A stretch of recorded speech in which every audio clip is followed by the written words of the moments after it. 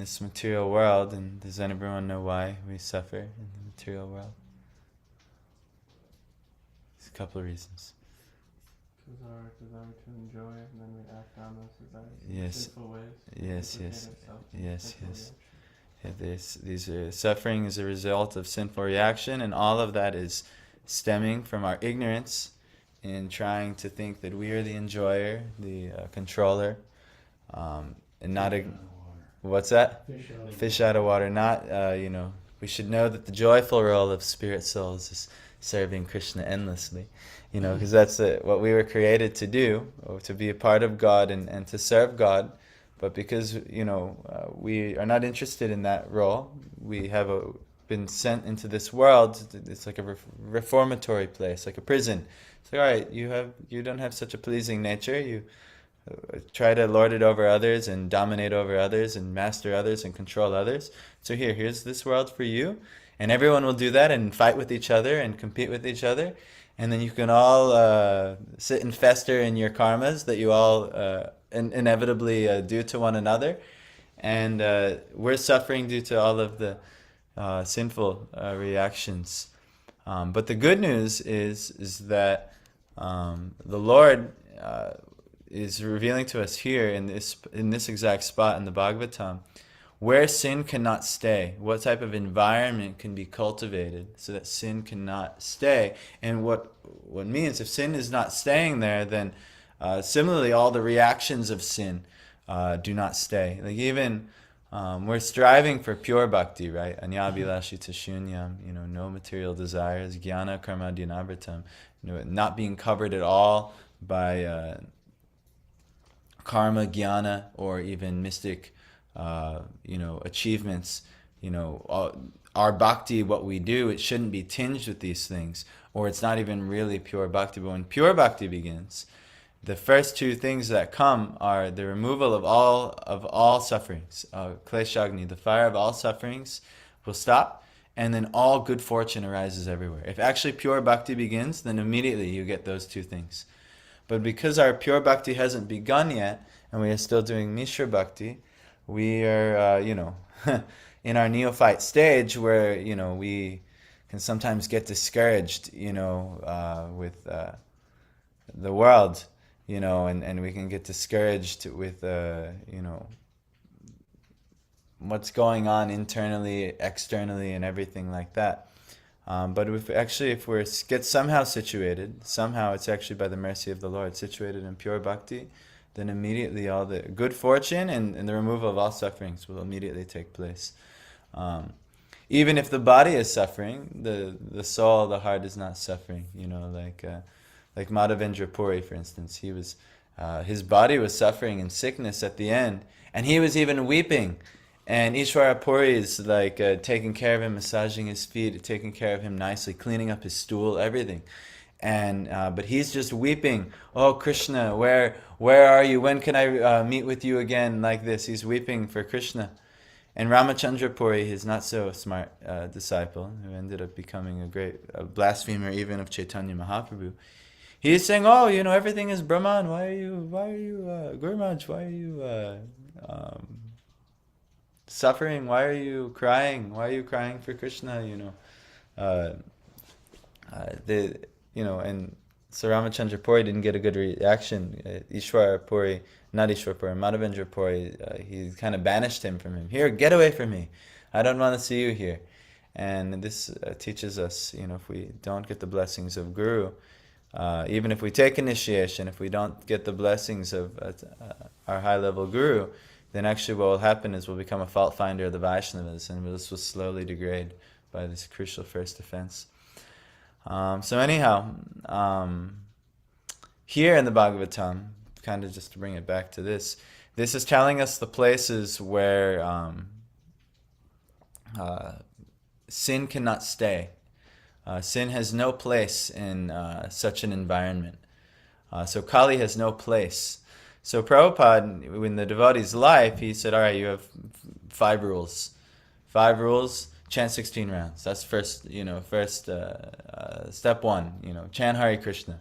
16 rounds is recommended. Prabhupada said that's recommended for just humanity. Like, you want to be on the human platform, chant 16 rounds. Then, after that, he says 4 regulative principles. And in these 4 regulative principles, sin cannot breed, Kali cannot come and flourish, meaning then also all the sufferings that result with Kali cannot. It's increasingly difficult in Kali Yuga, this age, Kali's age, to find places left that are sinless. But it's our endeavor, and it's the devotee's endeavor to be situated beyond sin, but not always easy, because there's creeping sin around every corner and every nook and cranny of this material world, and so we have to stick together and follow bona fide teachers who are exemplifying this and live these principles ourselves under their mercy. But we're trying. This is the Hare Krishna movement is the attempt of doing that. So, Om Namo Bhagavate Vasudevaya. Om Namo Bhagavate Vasudevaya. Om Namo Bhagavate Vasudevaya. Narayanam Namaskritya Naram Chaiva Narottamam Devim Saraswatim Vyasam Tato Jayam Udiraye. Before reciting the Srimad Bhagavatam, which is the very means of conquest, one should offer their respectful obeisance on the Supreme Personality of Godhead, Narayan, unto Narayan Rishi, the supremest human being, unto Mother Saraswati, the goddess of learning, and unto Srila Vyasadeva, the author.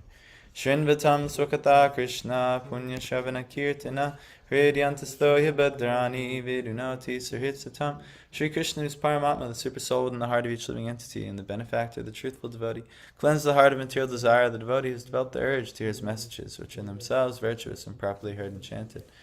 Nashta Prayeshva Badreshu Nityam Bhagavat Sevaya Bhagavati Utamashloke Bhakti Bhavati Naishtaki. By regular hearing of the Bhagavatam, by rendering service to the pure devotee, almost all that is troublesome to the heart is completely destroyed, and love of the Supreme Personality of Godhead is praised with transcendental songs, established as an irrevocable fact. So, good news is our material desires, which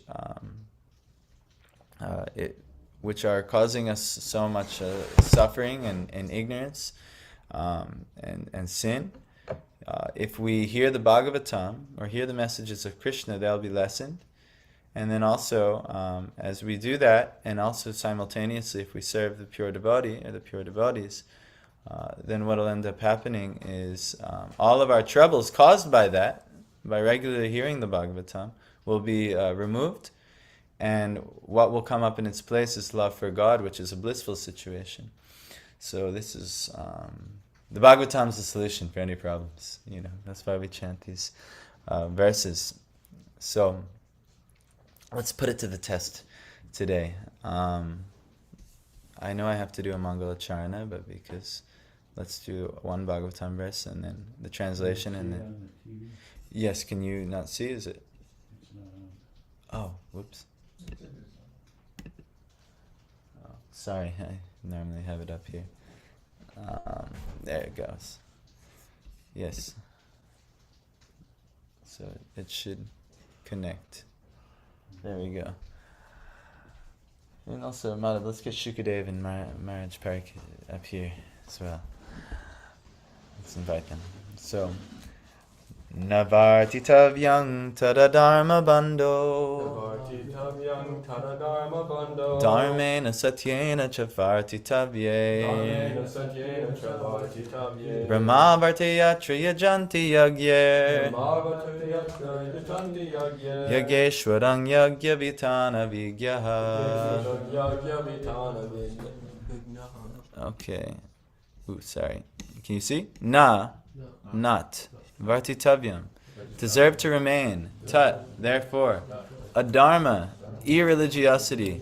Bando, friend. Dharmena, with religion. Satyena, with truth. Cha, also. Vartitavye, being situated in.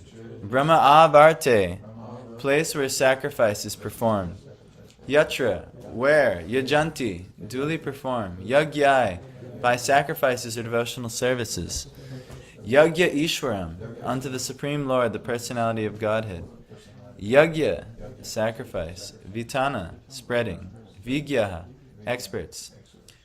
Therefore, O friend of your religion, you do not deserve to remain. Remember now, Maharaj Parikshit, he's chastising Kali now. In the last verse, just it's being said, if the personality of Kali is allowed to act as a man-god or an executive head, certainly irreligious principles like greed, falsehood, robbery, incivility, treachery, misfortune, cheating, quarrel, and vanity will abound. So he's saying, therefore, O friend of irreligion, you do not deserve to remain in a place where experts perform sacrifices according to truth and religious principles for the satisfaction of the Supreme Personality of Godhead. So that's a clue right there, where we want to be. Where experts perform sacrifices according to truth and religious principles for the satisfaction of the Supreme Personality of Godhead. Purport. Yageshwar, or the Supreme Personality of Godhead, is the beneficiary of all kinds of sacrificial ceremonies. Such sacrificial ceremonies are prescribed differently in the scriptures for different ages. In other words, sacrifice means to accept the supremacy of the Lord and thereby perform acts by which the Lord may be satisfied in all respects. The atheists do not believe in the existence of God, and they do not perform any sacrifice for the satisfaction of the Lord.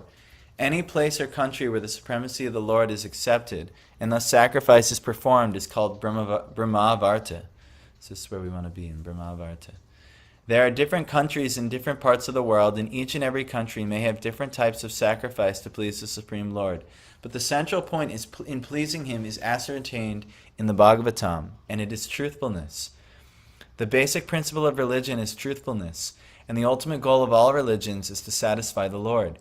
In this age of Kali, the greatest common formula of sacrifice is the Sankirtan Yagya. That is the opinion of the experts who know how to propagate the process of Yagya.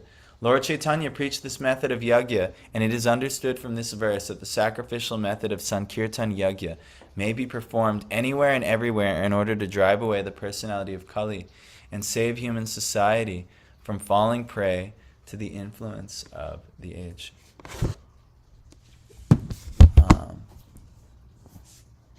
So, remember, we chant, right?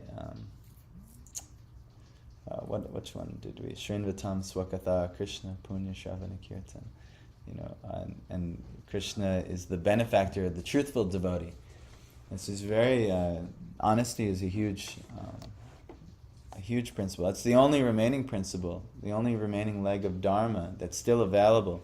And if honesty is lost, then everything is lost. So the devotee, or the wiser devotee, realizes this and tries to uphold this. The Brahmin nature, this is, one of the qualities of a Brahmin is his truthfulness, even in the face of great difficulty. But before we explain some of these things, or try to, let's chant.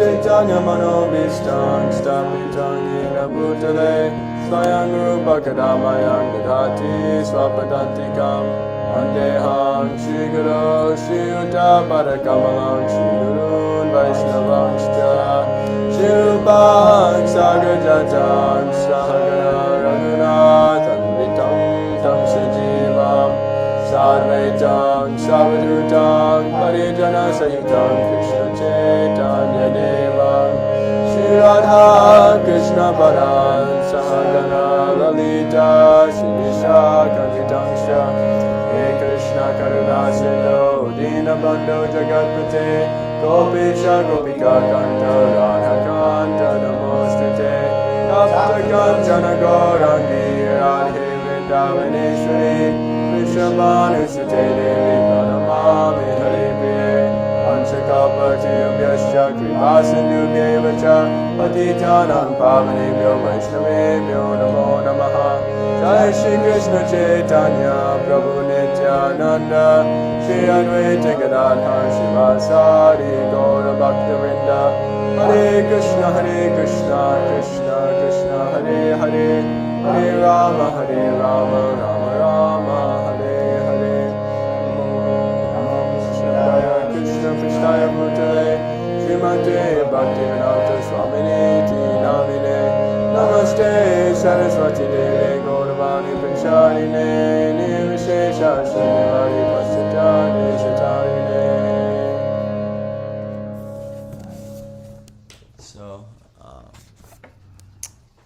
in this verse, it is remarking that you do not deserve to remain in a place where experts perform sacrifices according to truth and religious principles for the satisfaction of the Supreme Personality of Godhead. So honesty is increasingly important. It's the final leg of Dharma. It's definitely in our best interest to strive to be honest. But it's actually quite difficult if you think about, like for instance, someone asks you, "How are you?" Usually, if you're not doing so well, you don't usually say, "I'm really not doing well at all." You usually don't tell everyone that. You might say, I'm fine, I'm good, things like that. Why? We have a tendency to be duplicitous, meaning like inside we mean one thing, but outside we say another thing. So this is our conditioned nature, and it's really, just see. Also sometimes, many times, someone may ask you something, but if you tell them the truth in this matter, it may not benefit you or your interests. So then you say, you start guarding your interests. You start very carefully being very diplomatic in what you say.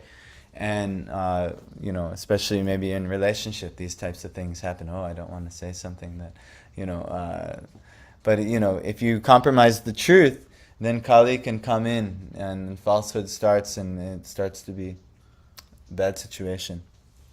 But we sometimes have to learn the hard way. We've been learning the hard way for a long time, actually. But the devotee, like Yudhishthira, he's thoroughly honest. And even in the midst of all difficulty, he maintains principles of truth and honesty, and dharma, the religious principles. And ultimately, the Lord always rewards such a person. If you protect dharma, dharma protects you. This is mentioned in Mahabharata. But because not everyone has faith in that, we don't protect dharma and we do other things. And we might try to scheme and lie and, try and manipulate our way into certain situations. And then Krishna just slaps us around a little bit and leaves us, flailing on the open ground. Be like, dang, how did I get there? But that's... we have to try to uphold the life of truth and honesty. And then Prabhupada is saying here in religious principles, and the ultimate religious principle is glorification of the Lord, which is why it's important we get together in a group right now, every day, and do kirtan and glorification of the Lord, which is part of what's happening in this Bhagavatam, part of what we did before with our bhajans. So this is good. We're doing it. That's why we do every day. But now to be truthful while doing it, that's the next step, So let's see for the next part. Yasmin Harir Bhagavani Yaman Yasmin Harir Bhagavani Jamana Ijyatma Murtir Yajatang Shangtanoti Kamanna Moghan Stira Jangamana Antar Bahir Vayuri Vaisha Atma. Yasmin, in such sacrificial ceremonies, Hari, the Supreme Lord, Bhagavan, Personality of Godhead, Ijyamana, being worshipped, Ijya Atma, the soul of all worshipable deities, Murti, in the forms, Yajatam, those who worship, Sham, welfare, Tanoti, spreads, Kaman, desires, Amoghan, inviolable. I think that means, I'll have to figure it out. Sthira Jangamanam, of all the moving and non-moving. Anta, within. Bahi, outside. Vayu, air. Eva, like. Esha, of all of them. Atma, spirit, soul. Says, viable means possible, so inviable means not possible. Okay. So inviolable. We'll see how. I'm not sure if but it's, I don't know, it's not viable, it's violable. Oh, okay. Yeah, okay, I see. No, that's not the same. Yeah, so we'll see what inviolable meaning. Secure from violation or attack. So you mean you're not able to be violated. So you're secure. Oh, okay, that would make sense. Okay. That's what amog means, amoga. So anyway, in all sacrificial ceremonies, although sometimes the demigod is worshipped, the Supreme Lord, Personality of Godhead, is worshipped because he is the super soul of everyone and exists both inside and outside like the air. You know, we sing Ito Nishingha Parato Nishingho Yato Yato Yami Tato Nishingho Bahir Nishingho Hridaye Nishingho. Bahir, he's outside, Bahir Nishingho Hridaye, and he's inside the heart as well. You know, so we sing this every day, but this is being described right now. He exists both inside and outside like the air.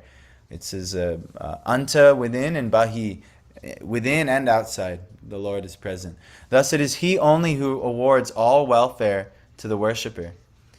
So we can worship so many things. We can worship demigods. We can try and worship mankind, like let me please this boss or CEO or president and things like that. And maybe some benefit is given. But ultimately, we should understand the chain of how all blessings are coming and who's empowering all these other personalities.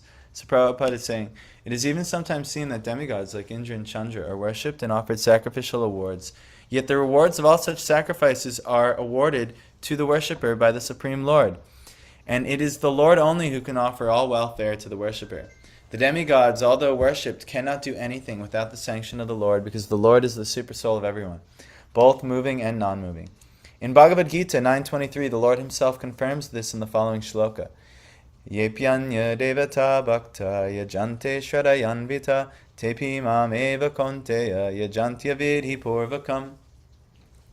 Whatever a man may sacrifice to other gods, O son of Kunti, is really meant for me alone, but it is offered without true understanding.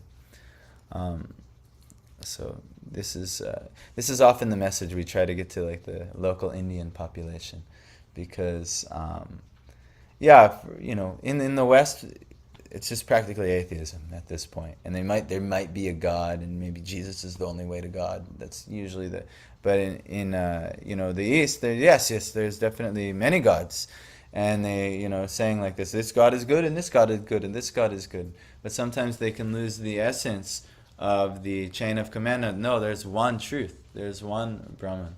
And if they do believe that, then they go Mayavad as well. That's, But Krishna is saying that actually everything is meant for me alone. I'm the true beneficiary of all sacrifices. The fact is that the Supreme Lord is one without a second. There is no God other than the Lord himself. Thus the Supreme Lord is eternally transcendental to the material creation.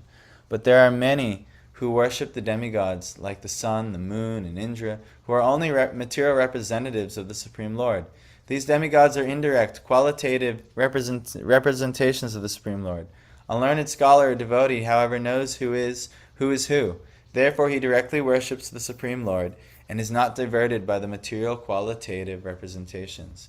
Those who are not so learned worship such qualitative material representations, but their worship is unceremonious because it is irregular. So,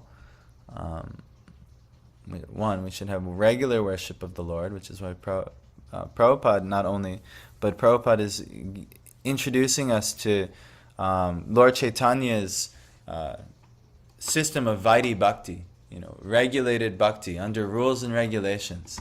Out of fear, if you don't do this, you're going to be punished. That's why everyone starts Bhakti in the beginning. Because, I don't want to be punished. I don't want to not go by the scriptures. So, and if you start, doing things that are against the scriptures, like one of the things mentioned here was honesty, spreading, speaking untruths and lies, or being duplicitous or political and things like this. We have this tendency. It's very, very dangerous. I've seen, especially in my life.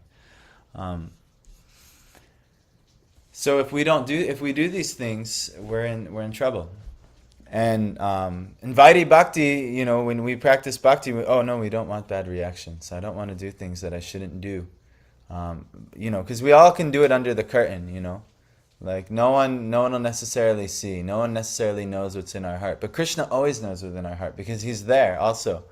And if we're acting inappropriately in the heart, Krishna will know. And the results will also know. We can know also by the results of our life. Oh, I'm not, even myself, I'm lamenting some decisions I made earlier this year, and I'm retracing all of my steps and actions I took, not only in the immediate decisions, but far in the past. All of these, ways I've dealt with people, all the ways I've dealt with devotees, all the ways I've dealt in situations which weren't honest, which weren't proper, which weren't dharmic. And I'm realizing, this is actually just a small fraction of correction that Krishna is making in my life. But he could do so much more for all of the, ridiculous things that I've done in this life, and what's to speak of many other past lives. We have to understand that our actions are going to have reactions, and that we want to be in a place of truth and religious principles, and Kali, he cannot stay in that, and Maharaj Parikshit is going to assure he cannot stay in such places. This is very good. And he's saying in all sacrificial ceremonies, although sometimes the demigod is worshipped, the Supreme Lord Personality of Godhead is worshipped. So all sacrificial ceremonies, they're incomplete unless the Lord is worshipped completely. And which is why we're doing Sankirtan Yagya, and glorifying the Lord. That's the main sacrifice for the age.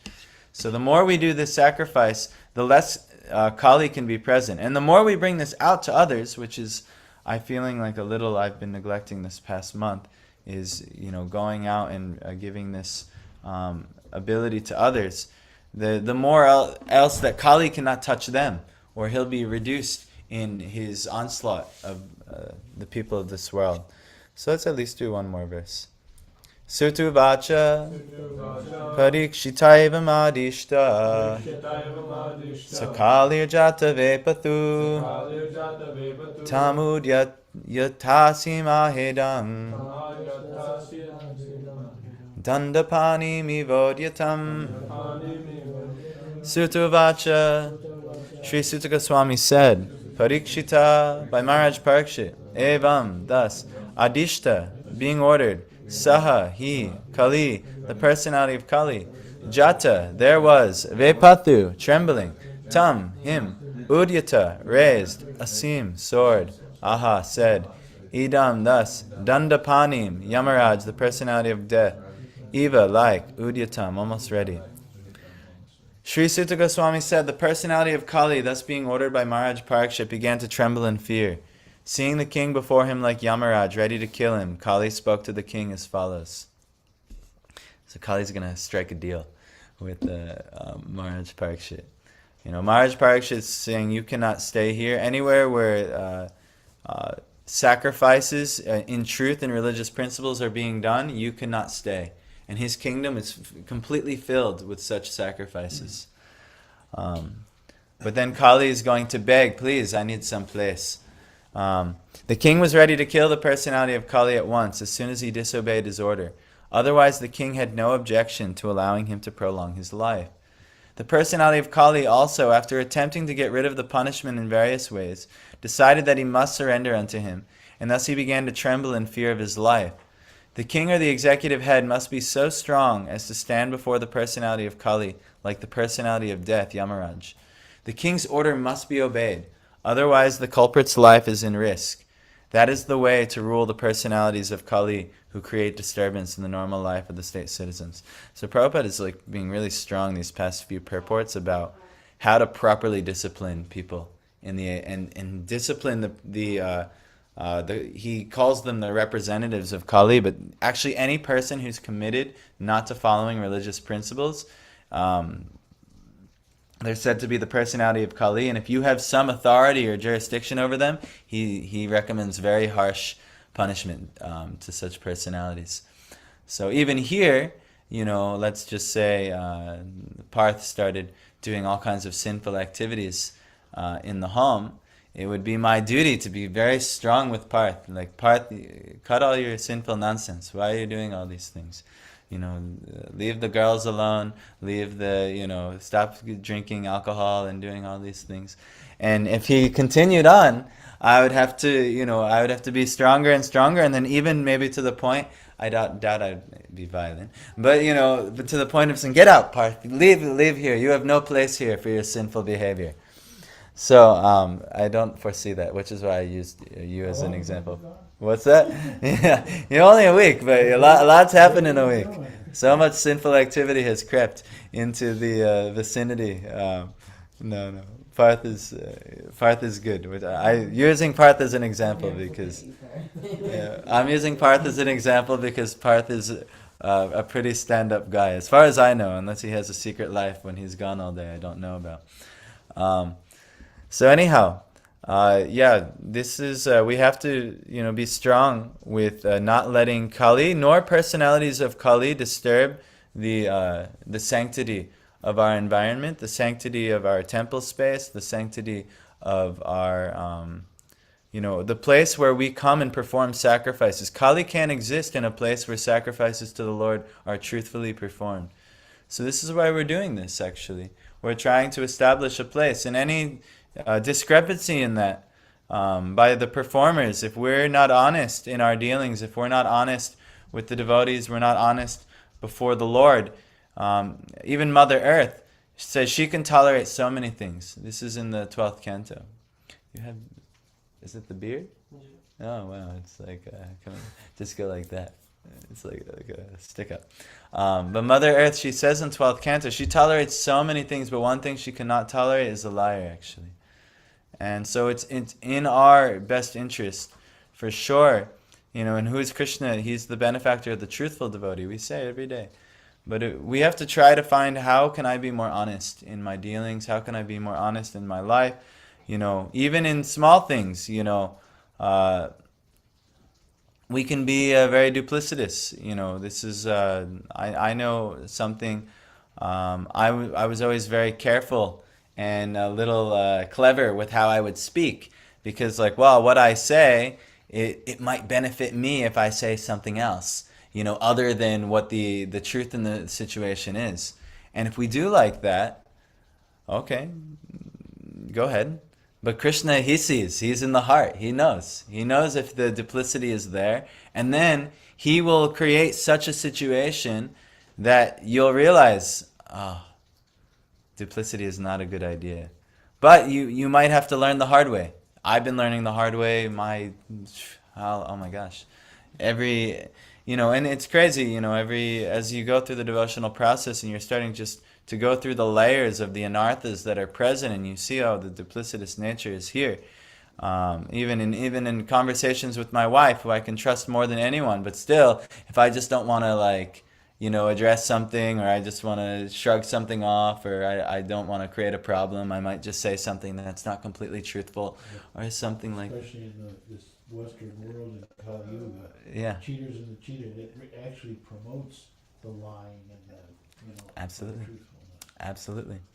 But yeah, we don't get a good result though. If we do it, if we fall prey to that, and that becomes a part of our experience, a part of our life, a part of our yajna, the Lord is not he's not going to fully see what we're doing, or he'll see it, but he's not going to fully accept what we're doing, because we're still we're still motivated, and there's an underlying duplicitousness there, and ultimately, there's a reason. Krishna's the benefactor of the truthful devotee. Are we truthful in our dealings? Are we truthful with each other? Are we truthful with the Lord? Are we truthful in our prayers? Yes, Lord, I want this.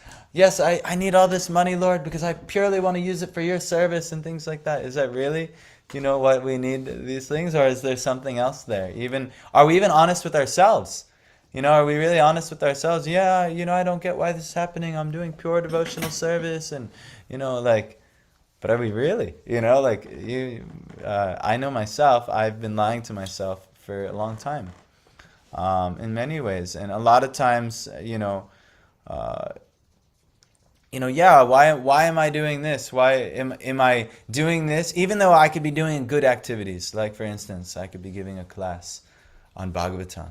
Ooh, this is such a high activity. Yes, we're here, we're trying to save the world, we're trying to purify everyone. Yes, maybe that's part of the equation, but is there any tinge of you wanting to, be the enjoyer, the controller, the master, you being, your false ego being stimulated or puffed up? Is that part of the equation? A lot of times we're going to find, as we go through the Anartha Nivritti stage, we're going to realize, oh wow, look how motivated I am. And then in our motivations, it says, only ahaituki yapratihita bhakti, is the only thing, yatma supersidity. That's the only thing that can actually satisfy the soul. And then we wonder, I'm not satisfied, I'm not happy, I don't know why I'm not happy. Well, are we ahaituki yapratihita? Are we doing the actual process here to be happy? And if you evaluate, no, actually I'm not. I'm motivated here, here, here, and here. And so, as you start to realize where you're motivated, you can pray to the Lord, please help me with this. Please, I shouldn't want this thing. I don't know why I want money. I don't know why money's going to solve my problems. I don't know why, I want this, that, and the other thing, why I think this is going to solve all my problems. Really, you're the only salvation I have. But due to our ignorance, we might not realize that. So, we have to try.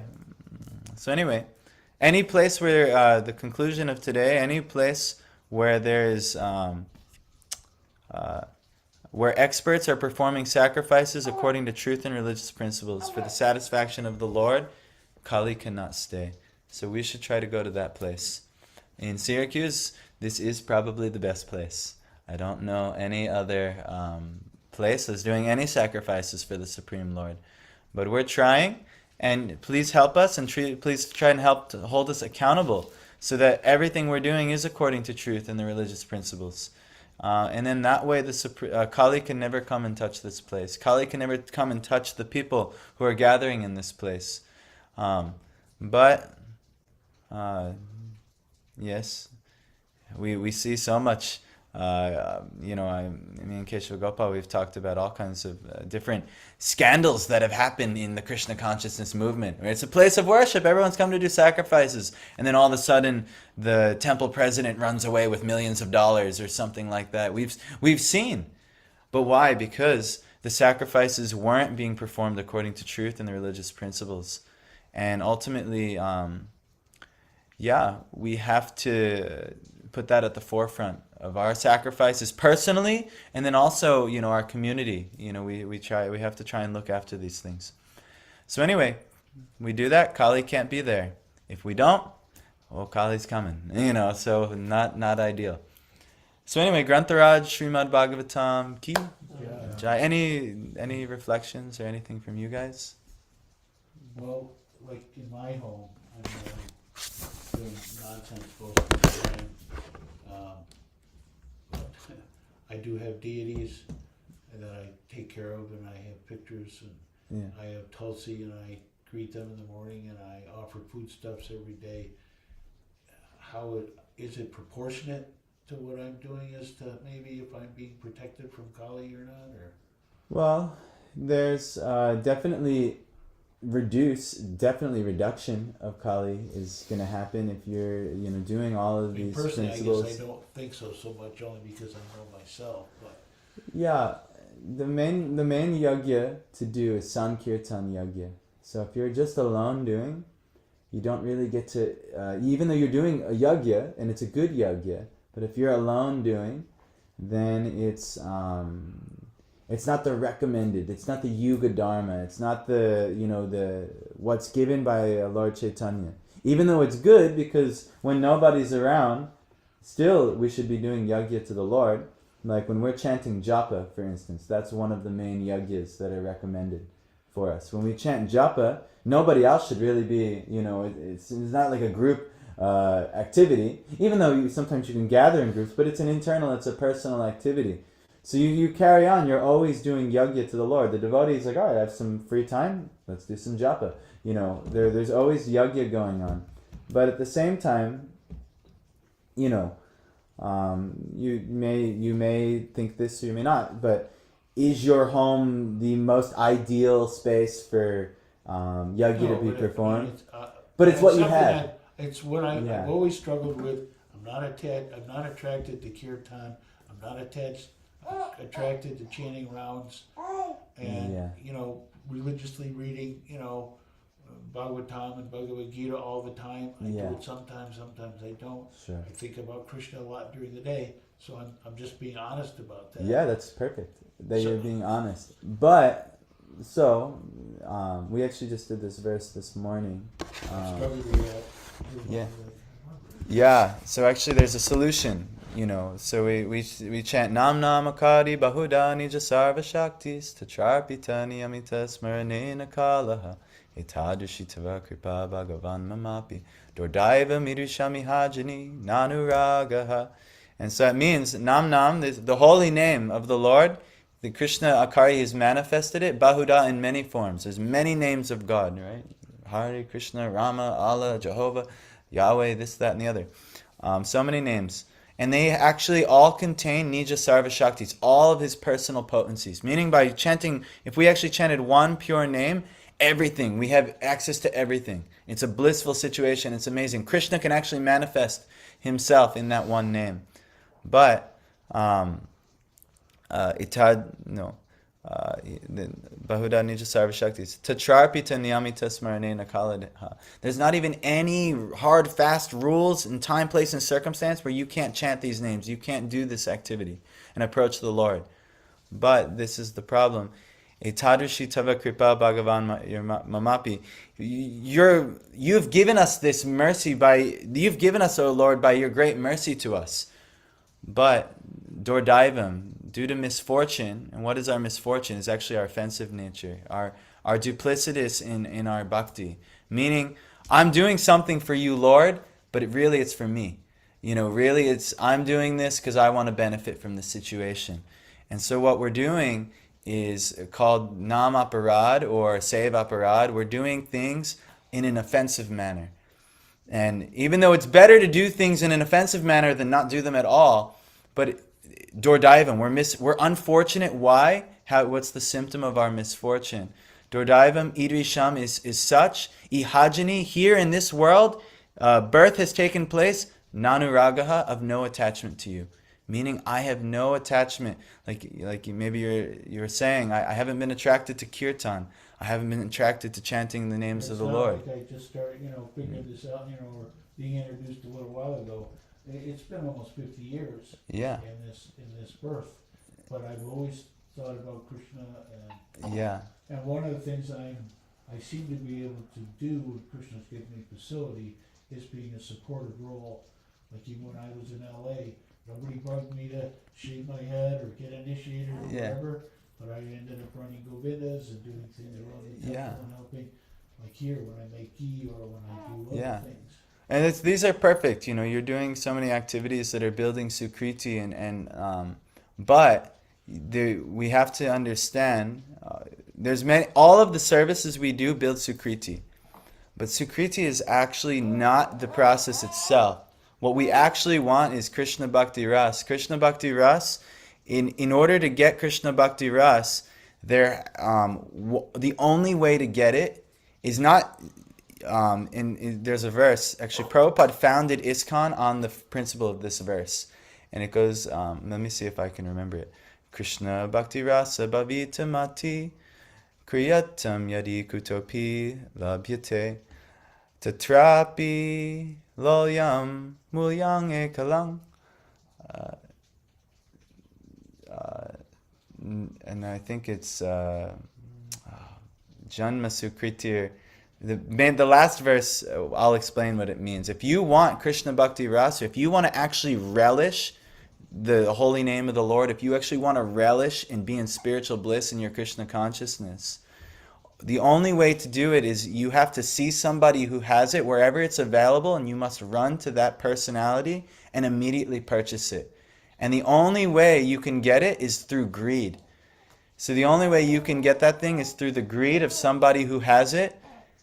But then he says, it's Janma Koti Sukritir na labhyate. Even in millions of birth of doing Sukriti, which means like let's say you just do serving the devotees for millions of births, building Sukriti, but it's not available after millions of births of doing that. Which is why you can say, I've been doing this for 50 years and still for whatever reason I haven't developed the attraction yet. Pretty much the missing element is a spiritual personality that has this Krishna Bhakti Ras that you've ultimately ran to and tried to get what they have. My friend Janeshwar for a lot of years. But did he have it? What? Did he have it? Well, he appeared to have had it. Yeah.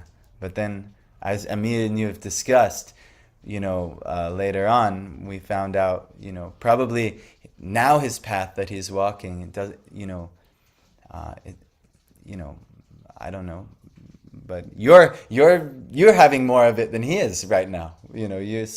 So now obviously he didn't have that thing, but he might, in our beginning we might look, oh well, I think maybe the pure devotee is right here, and then we might think this is perfect, and then as we learn more and more, I'm like, all right, well, that's still very good that they're doing that, but as I learn more, I'm seeing, oh, maybe there's different standards of purity, and so now, to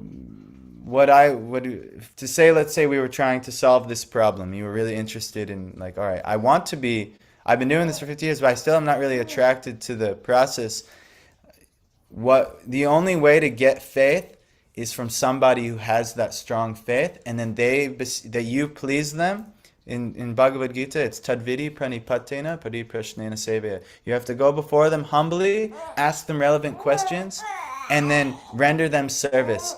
And that person will instill faith in you and strengthen you, and they can actually give you spiritual knowledge. So if we do that, wherever Krishna Bhakti Ras is, whoever has this ecstasy, I mean, we've tried to invite personalities here who have this higher taste for Krishna Bhakti, and they're tasting something. If we approach these personalities, ask them questions to dispel our doubts, and then we render them service, then actually we have a chance of getting that mercy. But that's the only way it comes, actually. So even us, men, we sitting and I'm chanting japa. I'm even chanting more than the 16 rounds that are recommended. I'm even doing a little more. But at the same time, at the end of, if I go down at the end of the night, like yesterday, I went down at 9:30. I said, I have 13 rounds to chant still. Oh my gosh. I'm not in bliss. I'm not in ecstasy. Why? Because I actually don't have deep taste. I don't have Krishna. I'm not experiencing Krishna Bhakti Ras. I should be ecstatic. Oh my God, I still have 13 rounds to chant today. You actually would, Shad Krishna Nama Charitari Sitapya Vidya. It's sweet. It's supposed to be sweet like rock candy.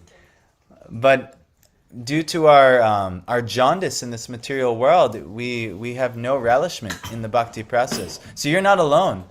And there are many Prabhupada disciples who've been chanting 16 rounds, and they're admitting in a lot of these japa retreats that, I have no taste for chanting. It's after years of chanting, after years of the process, serving Prabhupada, and still no taste. The only way to get this thing is you have to approach someone who actually has that taste, and you have to somehow be able to have them dispel your doubts and render them service. That's the only way to get it. And you're not alone in looking for that. Maybe, you might feel a little behind because, Madhav's over here, he's chanting. Partha's over here, he's chanting. Look, they're chanting maybe 16 rounds, and I don't even want to chant 2 or 4 or 10 rounds. Yes, so maybe some taste has been given where at least we want to do at least that thing. But still, you can ask us, are we enjoying our 16 rounds? Are we enjoying our 20 rounds and so on? If the answer is, if we're honest, we might probably say no. I'm not. No, I'm practicing to enjoy. And the only way that we can actually enjoy is from somebody who actually has tasted that we somehow get their mercy. And they somehow teach us how to enjoy, how to approach Krishna, to actually see Krishna in the holy name and enjoy. But yeah, it's it's not available any other way. It doesn't matter how many services you do for other devotees. It doesn't. It's Janmakoti, Janmakoti Sukritir na labhyate. It's not available with millions of births of just doing service. Actually, the service is good because what does the service do? It gives you the opportunity to meet a person in Krishna Bhakti Ras. But unless you have the greed to approach that personality, you can't get it. It's impossible. Bhakti comes from You bhakti. believe you've met someone who, I believe that I believe I've met many personalities, including my Guru Maharaj, who have different levels of Krishna Bhakti Ras. But as I'm progressing in my Krishna consciousness, I'm meeting different personalities who are inspiring me more and more and more, and I want to hear from them more and more and more, and that's the process. It's unfortunately for me, I met a lot of so-called sannyasis and other ones that I wanted to approach, but it just left me faceless in some ways because they were not good examples to me of that, so I got soured on that, sure. you know. And So to me, Prabhupada is still it for me. yeah, well, if you can trust Prabhupada, you can always go to his books. We're studying his books. You can always go there, but Prabhupada was once asked by Tamal Krishna, who I don't, yeah, so Tamal Krishna was one of those sannyasis. Is one of some people was saying he's a shining example of service to Prabhupada. Other people would say the exact opposite. There's many people saying many different things. But that's not our thing. But Prabhupada, he said to Tamal Krishna, he said, well, Prabhupada, if you've given everything in your books, why not just read your books? What do we need you for? Why, if you're giving everything in your books and your lectures, why you? And Prabhupada came over to him, he twisted his ear and pulled it. And he said, because my books can't do this. Meaning, and there's a verse, Nirdeham Adyam, Su Labam, Sudur Labam, Plavam Sukalpam, Guru Karnadara. It's describing what this human body is and how rare, and it's a well-designed machine meant to be navigated, Guru Karnadaram, through the Guru. How is he navigating you? Through the ear. So you have to ask him relevant questions. He has to dispel your doubts. He's got to navigate you through the ear. But if like right now, our relationship with Prabhupada, it's us on the wheel, If I want to put Prabhupada on the lecture, I'll put Prabhupada on the lecture. If I want to sit down and read Prabhupada's books, I'll read Prabhupada's books. And if I don't want to do it anymore, I'll shut it off or I'll put it away and I'll do it on my time. Meaning we're not going to hold ourselves accountable. Meaning we're not letting Prabhupada actually steer us. He's not steering us. So that's why Prabhupada went and pulled his ear. We need somebody who actually guides us. That's the only way, actually. And that's Prabhupada's foundational verse of ISKCON is that, we have to immediately purchase. It's from the Bhakti Rasamrita Sindhu. We have to immediately purchase somebody who has that Krishna Bhakti Ras. And that we just have to know that's the only thing, that's the only way we can ever get it.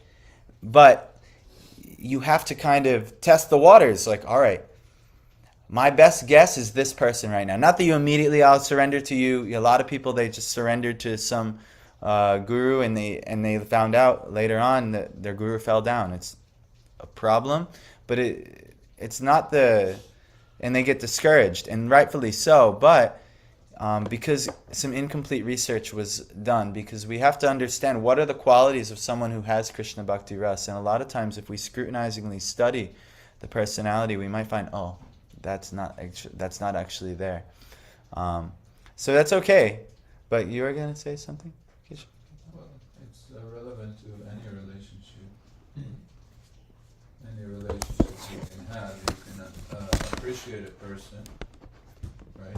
For example, if you want to marry a lady, and you can read about her, you can see her photos, you can, watch, recordings of her. But if you really want to marry her, you should meet her in person, right? So that's a crude example, right? So any relationship, if you want to have a child, you can have a photo of the child. I understand that. My Yeah. dilemma is I haven't been able to really find anybody, and Yeah. now that I'm older in body and all that kind of stuff, I feel I'm just I feel defeated, and Yeah. I feel ashamed, and Well, life is. I'm kind of ready to leave this body actually. Yeah, but so that's why we are discussing jnana, knowledge, and the body is is one facility, but the soul keeps going on, and we learn that even this bhakti process, although it is said you have to be on a certain level, right? Then later you get more facility. For example, in the next life you may be born in a family of devotees, right? That's part of the process. It's not you get all these favorable situation due to your progress in bhakti. Actually, it's guaranteed if you have bhakti ras, like you mentioned, that you're going to be born in a family of devotees. So, whatever happens in this life, like he mentioned, you just have to start something. It doesn't have to be completed. So, Well, I probably do more personally now than I ever have in this life. You're definitely advancing. So that's a good thing. You can, celebrate that. Yeah. He mentioned that verse, Syat Krishna Nama Charitade Sitapya Vidya, that a person who has no taste for sweet, for example, when he has jaundice, the solution, he has to start eating sweet. And so, if let's say your doctor tells you have to start walking in order to improve your health, you tell him, but I don't like walking. I said, that's what you have to do. I know, Prabhupada said, like taking medicine, it could be bitter and sour, but it's what we need to do. Yeah, in that verse he says, Svadvik, Kintvadara Nudinam Kalusaiva Jushta. Even though it tastes bitter to chant japa, even though it tastes bitter to sit in kirtan, even though it tastes bitter, if you do all these things, what will end up happening, and you carefully do them all the time, Svadvi Karmad Bhavati Tad Gadamula Hantri. What will happen is you'll slowly, gradually begin to relish them, and the disease will be removed at its root. But also, the main thing is you're going to have to at some point. Let's say I'm old in this body. I haven't found anyone. I'm not inclined to do that. I've been hurt before. I'm guarded. And he, like Keshav Gopal said, you'll get a better facility no matter what. Even if you died at this very moment, the greatest fear is already lost. You've made, Krishna says in Bhagavad Gita, whatever advancement you've made, you're not going to glide down into animal species. You're not going to glide down into hell. What you're going to glide down into is exactly where you left off. The same hesitations that you had in making spiritual advancement, they're going to just come immediately in the next life. And maybe you'll start like Abhiram, and you'll go from there. But, while you have this human birth, we should realize how rare and valuable it is, and we should not waste a single moment. You have plenty of time left to make so much advancement. You're not on death's door. Maybe the body isn't doing so great in comparison with what it once was doing, but you're not on death's door. You're not in critical condition. You're not No, I understand, but it's also the mind and everything else. Yeah. But I pray to Krishna every day. Yeah.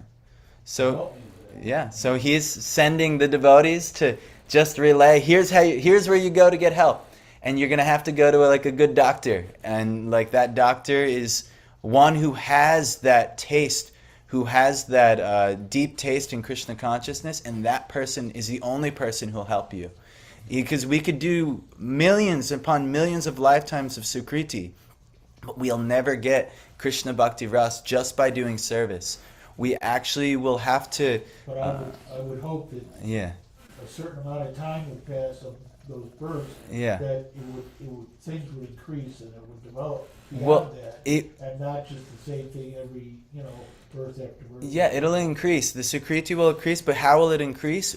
You'll get opportunities to meet these sadhus who have Krishna Bhakti Ras. So by your increased service, the opportunity for sadhu sangha, and not just like the devotees at the temple, like a deep sadhu who has this, Krishna Bhakti Ras, the opportunities will start to arise and you can start to think about taking the opportunities. So that's what Sukriti will build. You'll get the opportunity, but you also have to know to take the opportunity.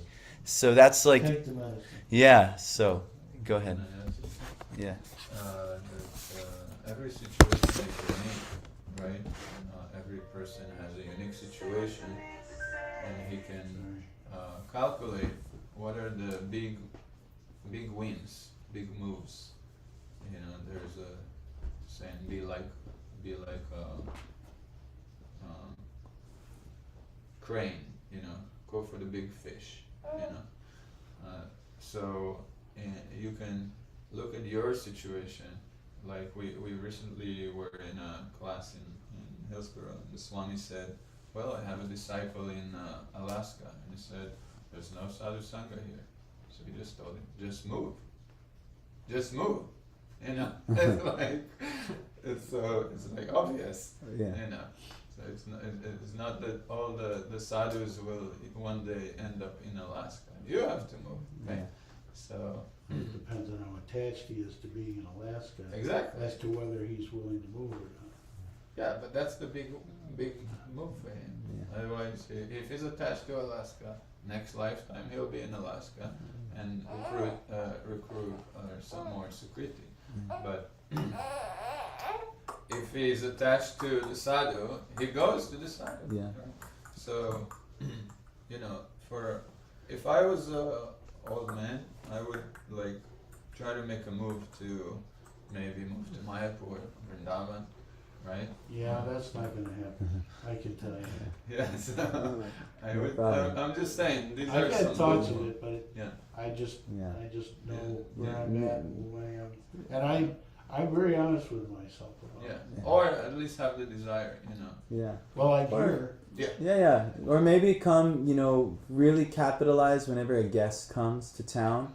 Really, all right, this is my best opportunity that I have for, who knows until the next time I get such an opportunity. Then you can also, maybe not move to Mayapur, but maybe you can take a pilgrimage trip, say with Madhav, you can go visit holy places, you can meet with sadhus, you can hear from sadhus, you can, there might be some opportunities that, arise, or you can even plan them out yourself, and you can start to take those opportunities.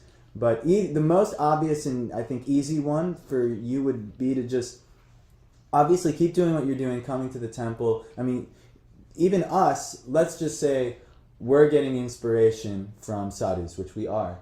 We can actually transfer some of that to you. If what we've been given, we can give to you, but not much more or any more than that.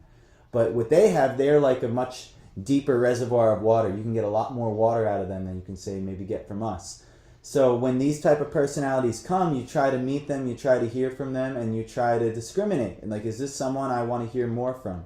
And then maybe you can even start to listen to their lectures on YouTube. You can stay connected with them and so on. But, that's the... and I would love to. I have different sadhus that, I could tell you that I really trust, and I would be happy to, share, information with you that I think you could really be, you could really benefit from hearing them or associating from them.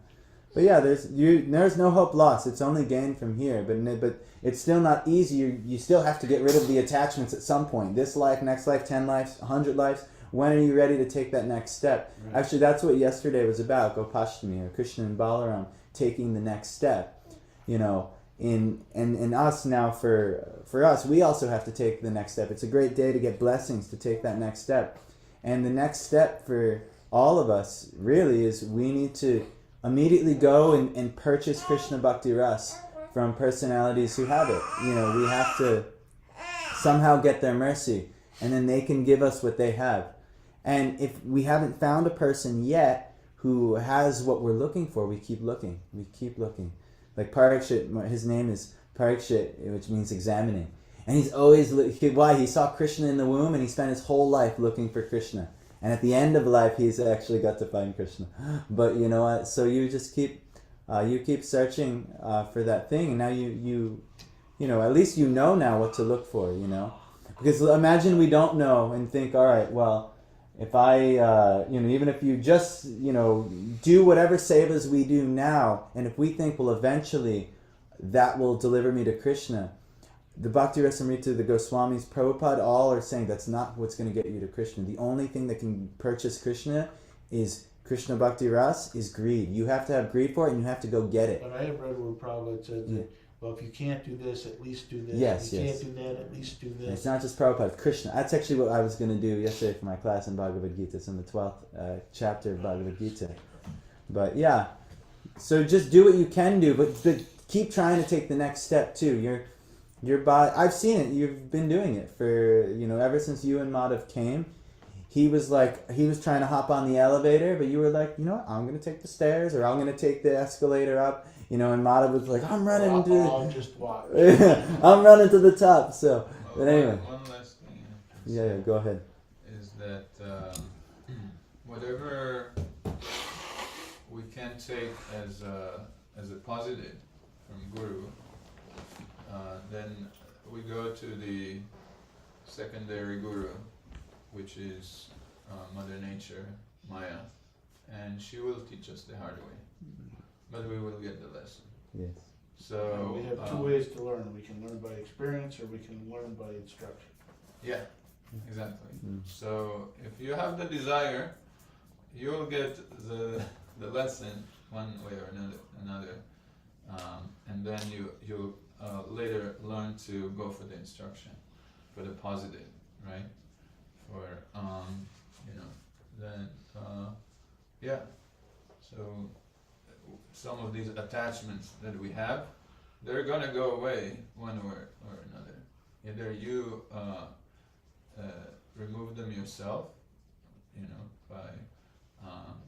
by the motivation of the Guru, or they will be removed by some Tough luck. and you probably know that better than me. Yeah. So anyway. Anyway.